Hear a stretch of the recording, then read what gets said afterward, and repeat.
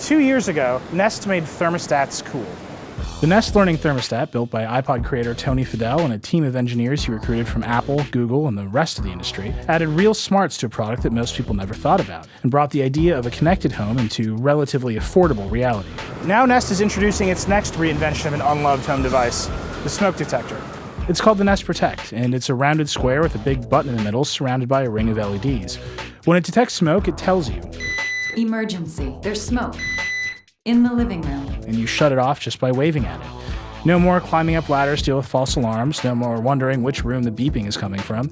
You can just look at the Nest app on your phone. We think that this is a product that if we talk to the families, other families, they need this because they are concerned about CO, they're concerned about smoke, they don't want to be woken up, they hate the product, but they know they have to have it. So let's try to make it enjoyable. Let's try to make sure it's not annoying. The Nest Protect is designed to stand out. I mean, it's a square, not a circle like most other smoke detectors.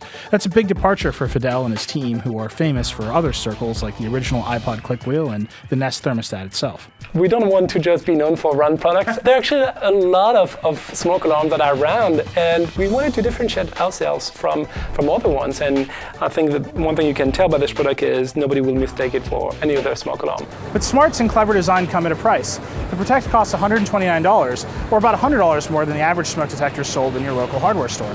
The Protect is packed with sensors. There's a light sensor, an ultrasonic motion detector, an activity sensor, a heat sensor, and of course a carbon monoxide detector and a smoke sensor. The smoke sensor is actually custom. Nest designed its own smoke chamber so the Protect could sense a wider range of smoke than other products. And if you have a Nest thermostat, it'll collect data from the activity sensors in the Protect to more accurately figure out when you're away and adjust your heating and cooling accordingly. And if there's a carbon monoxide alert, the Protect will instruct your thermostat to shut off the furnace, a common source of those problems. Once the Protect gathers all this information from its sensors, the focus is on communication. The Protect constantly checks itself every 10 minutes, and if something goes wrong, it speaks out loud and sends an alert to your phone. That could be a smoke or carbon monoxide alert, or it could just be a low battery warning.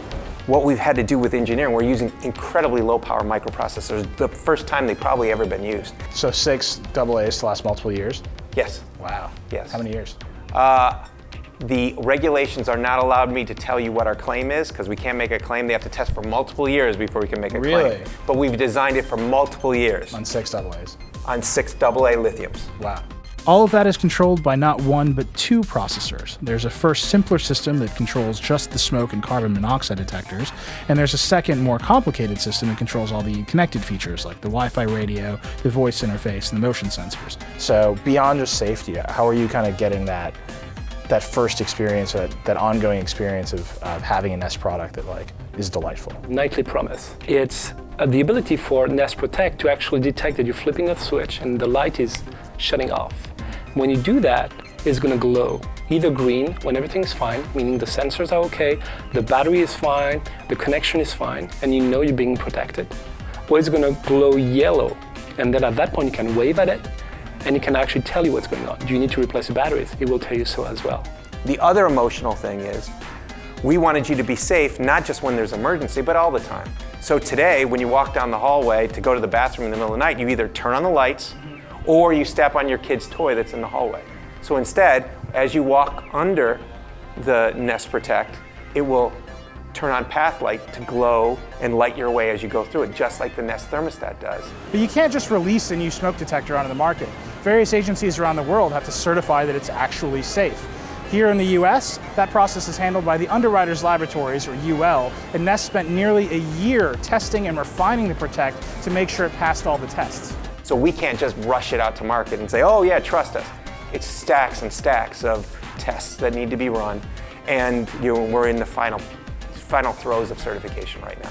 But is paying an extra $100 for a smoke detector really worth it? After all, every other smoke detector on the market has passed the same tests. And unlike the Nest thermostat, there's no promise that the Protect will save you money or energy over time. It also feels like there should be more communication between Nest products. Once you've got all these sensors in your home, you should be able to do something with them. Just like we did with the iPod, you started with just music and you added all kinds of things over time.